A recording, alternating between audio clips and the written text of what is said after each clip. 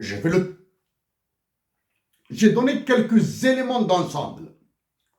Je reviens maintenant à un élément d'esprit. Un élément d'esprit, oui. À Paris, la cathédrale Notre-Dame a été inaugurée une deuxième fois.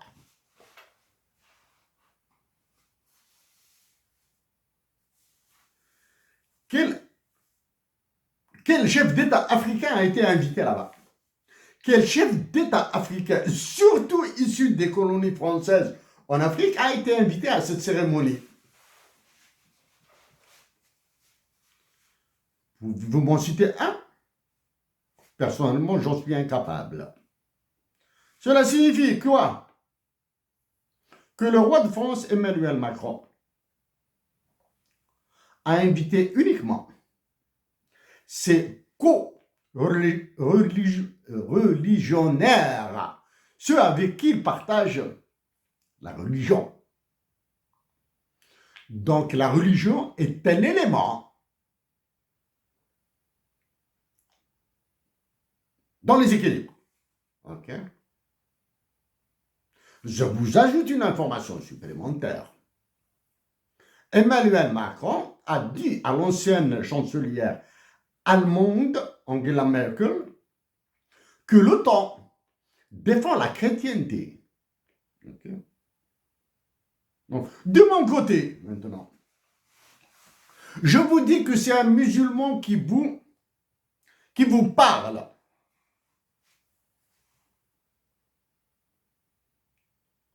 Un musulman qui refuse les termes de coopération internationale. Un musulman qui parle d'entraide et de solidarité et la construction d'un destin commun, d'un destin africain commun.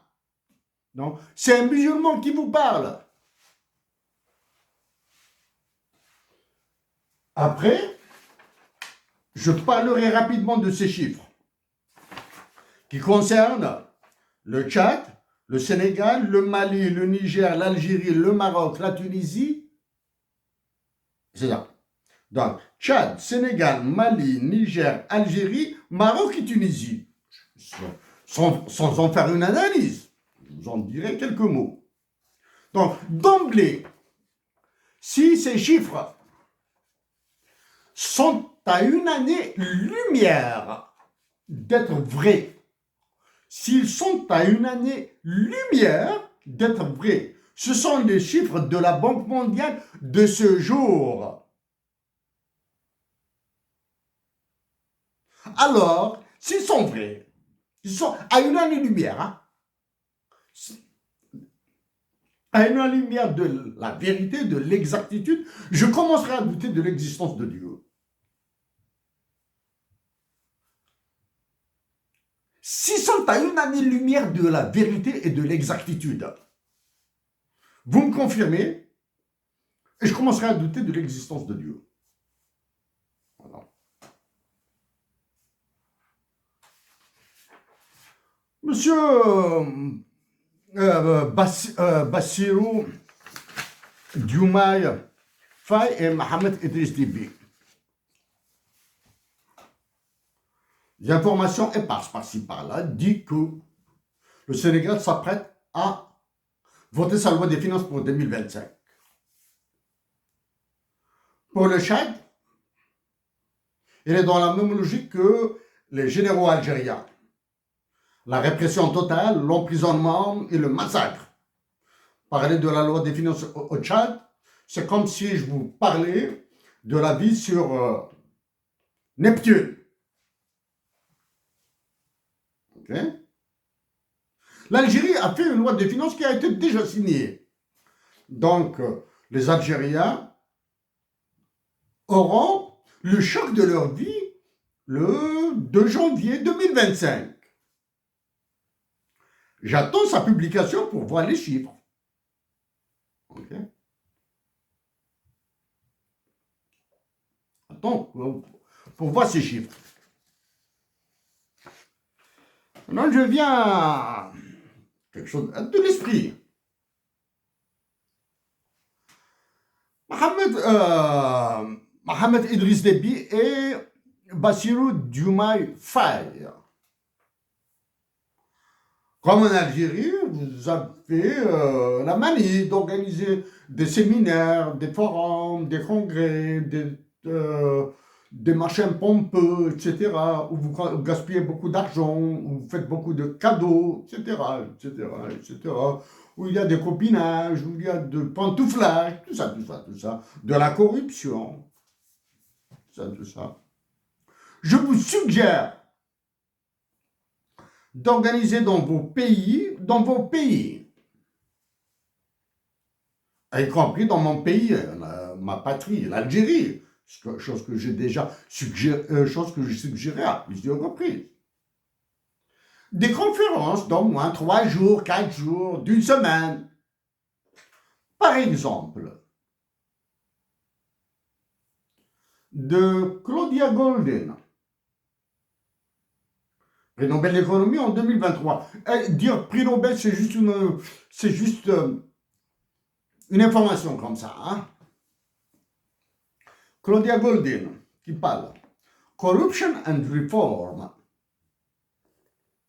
C'est aux États-Unis. Aux États-Unis, on parle de corruption et de réforme.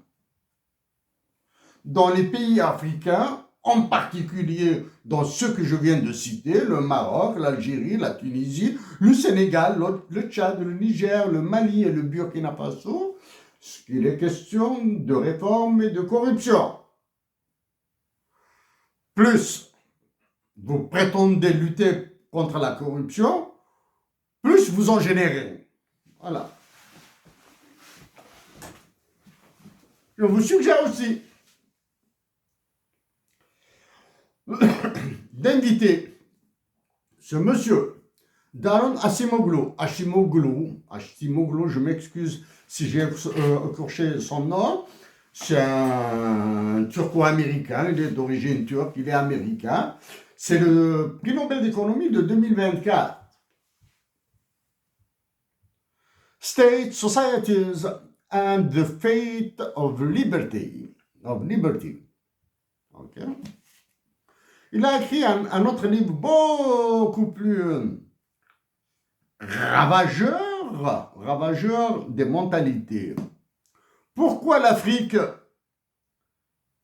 en particulier vos pays, en particulier mon pays, est toujours sous-développée? Donnez les motifs. Invitez-les pendant 3 jours, 4 jours. Ils vous feront des conférences. Ils vous donneront quelques conseils, même si les conseils en économie relèvent plus, flirtent avec la connerie. Parce que l'économie, c'est de la connerie. Ok? Soit vécu maintenant. L'événement que j'ai vécu. 2011-2012, j'ai assisté au siège de l'Organisation de l'aviation civile internationale à Montréal à un séminaire d'une journée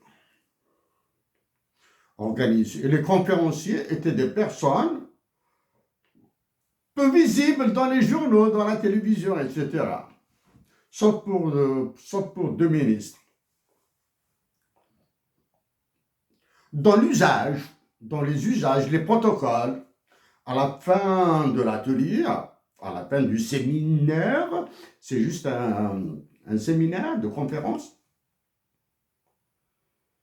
J'ai été saluer les conférenciers.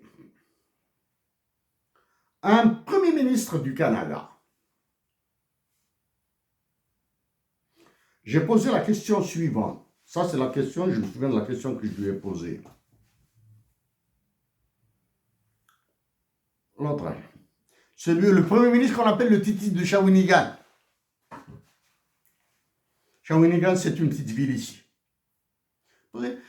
S'il vous plaît, elle a pris dans tout ça. Regardez, on garde dans sa main, on serre ma main. Regardez, monsieur, ils doivent se bouger, sinon ils seront bouffés. Qu'en est-il des pays africains? Ils doivent bouger, sinon ils seront bouffés. Ça, c'est un premier ministre du Canada qui me l'a dit à moi.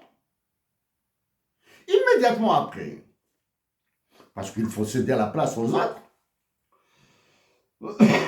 j'ai interpellé une conférencière, c'est une femme. Madame, s'il vous plaît, j'ai une question très rapide pour vous. Est-ce que les hedge funds sont en Afrique? Parce que c'était une gestionnaire de hedge funds. Oui, monsieur, et nous faisons de notre mieux pour les introduire. Les hedge funds, pour les pays africains, ailleurs, c'est une arme c'est une arme de destruction massive pour des profits ultra rapides. Mais un hedge fund, ça peut se casser la gueule. Exemple. L'un des hedge funds les plus célèbres aux États-Unis, dirigé par une sommité académique, dont l'un des dirigeants était une sommité académique. C'est LTCM. C'est un hedge fund. Pas. Donc, voici ce que vous attend. Maintenant, on parle, ça c'est une situation réelle que j'ai vécue. Hein, c'est-à-dire, loin d'être une vue de l'esprit ou quelque chose comme ça. Maintenant, pour coller à la réalité, hein,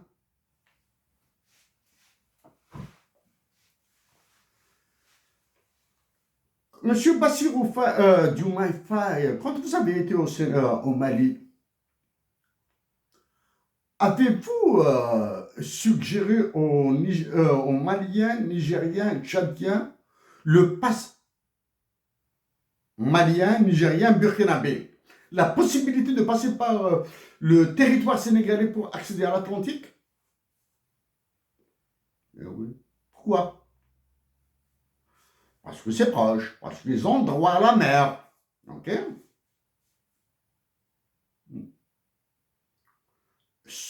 Vous devez voir où est-ce que je veux en venir. Hein.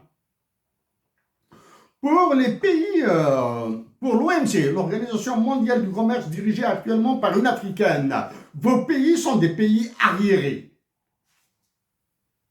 Et vous en êtes membre.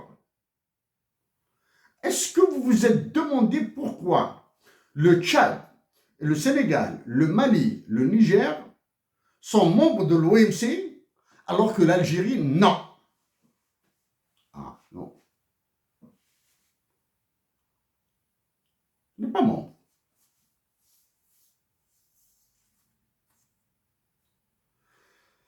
D'accord.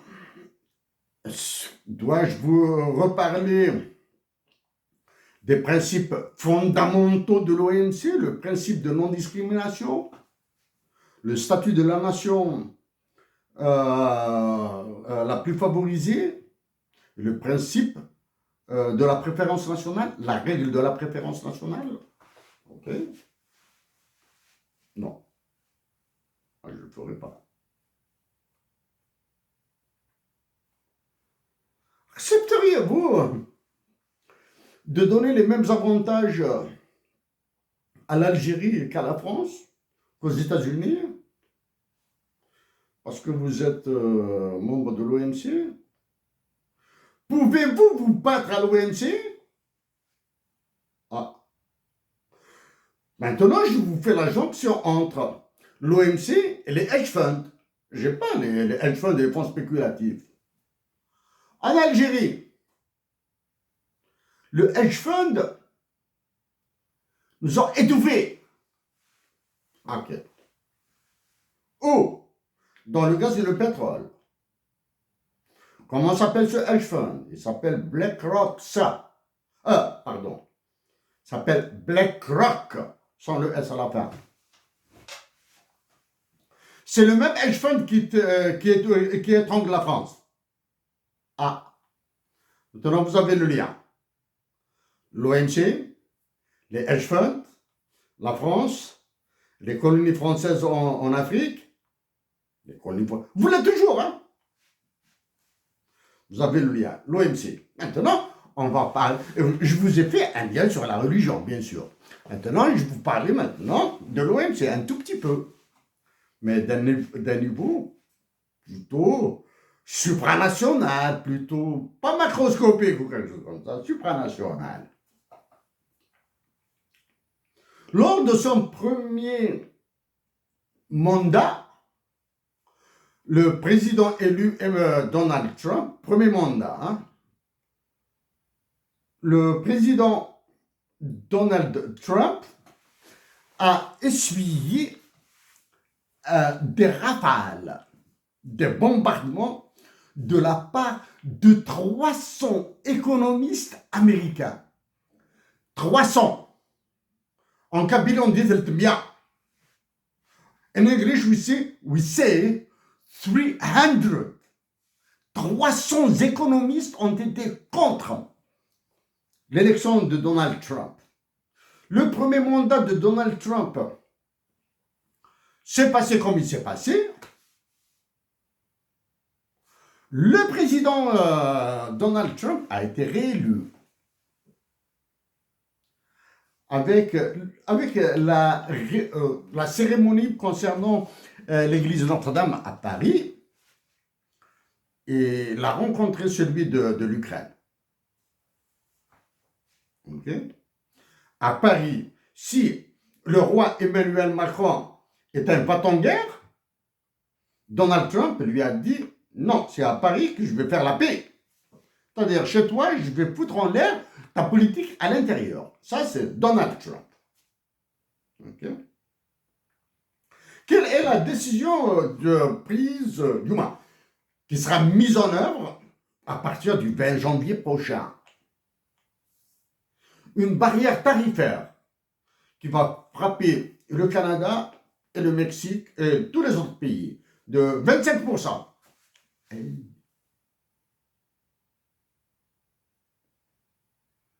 25% en violation totale de l'esprit de l'OMC et du GATT, en violation totale de l'accord de libre-échange que lui-même a conduit entre le Canada, les États-Unis et le Mexique. En violation. Il s'en fout comme d'une guigne. Ça, c'est l'OMC. Est-ce que, avez-vous entendu la réaction de la directrice générale de l'OMC qui est une Africaine, Madame Ogonzo Iweala? Non. Avez-vous entendu une réaction de la Chine, du Japon, de l'Australie, de l'Union européenne, de la Russie sur la violation de l'accord de l'OMC? Non. Attends, mais ils savent que la Chine peut faire face, que le Canada et l'Union européenne doivent se démerder. Hein? Ils doivent se démerder.